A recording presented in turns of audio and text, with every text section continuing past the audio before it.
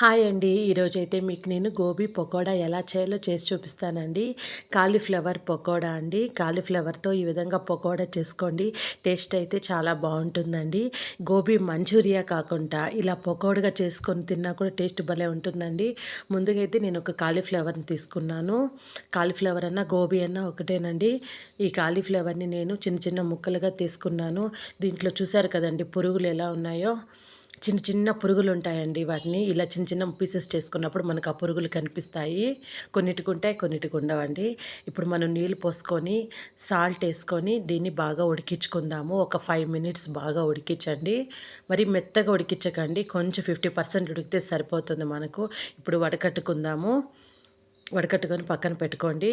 ఇప్పుడు మనం వడకట్టుకున్న ఈ గోబీలోకి ఒక 2 స్పూన్‌లొచ్చి సాల్ట్ వేసుకుందాము. ఒక అర టీ స్పూన్ వచ్చి పసుపొడి వేసుకుందాము. ఒక స్పూన్ వచ్చి కారపొడి వేసుకుందాము. ఒక టీ స్పూన్ వచ్చి అల్లం వెల్లుల్లి పేస్ట్ వేసుకుందాము. వేసుకొని బాగా కలుపుకుందాము. మనం ఉడకపెట్టి ఈ గోబీ పకోడా చేసుకోవడం వల్ల టేస్ట్ చాలా బావుంటుందండి. ఉడకబెట్టడం వల్ల దాంట్లో ఉండే పురుగులన్నీ పోతాయి. ఇప్పుడు బాగా కలుపుకున్నాం కదండీ! ఇప్పుడు ఫస్ట్ అల్లం వెల్లుల్లి పేస్ట్, ఉప్పు, పసుపు, కారం వేసి కలుపుకోవాలి. తర్వాత మనము ఒక 3 స్పూన్లు వచ్చి కార్న్‌ఫ్లోర్ తీసుకుందాము.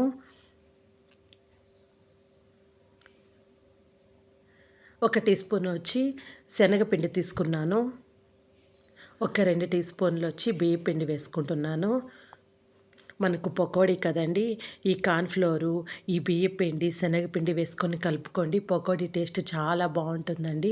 గోబీ మంచూరియా కాకుండా ఇలా పకోడీగా చేసుకొని తిన్నామంటే సూపర్‌గా ఉంటుందండి.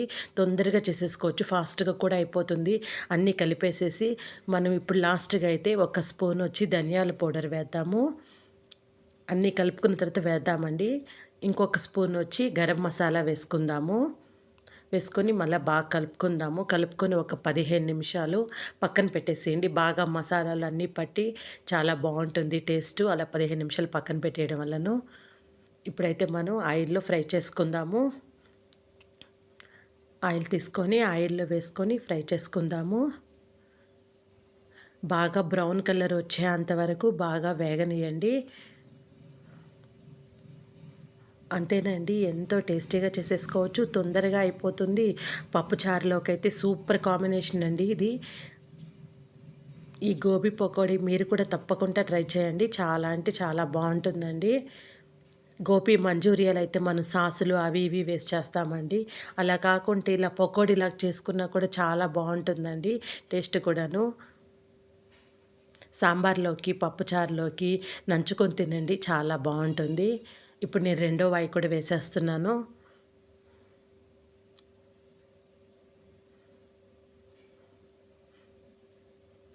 తొందరగా కూడా అయిపోతాయండి ఇవి.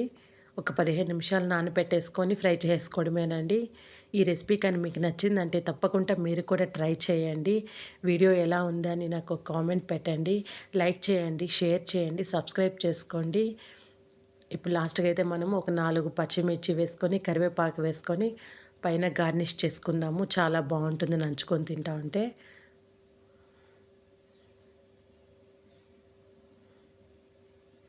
మీరు ట్రై చేసి ఎలా వచ్చిందో నాకు కామెంట్ పెట్టండి. Thanks for watching.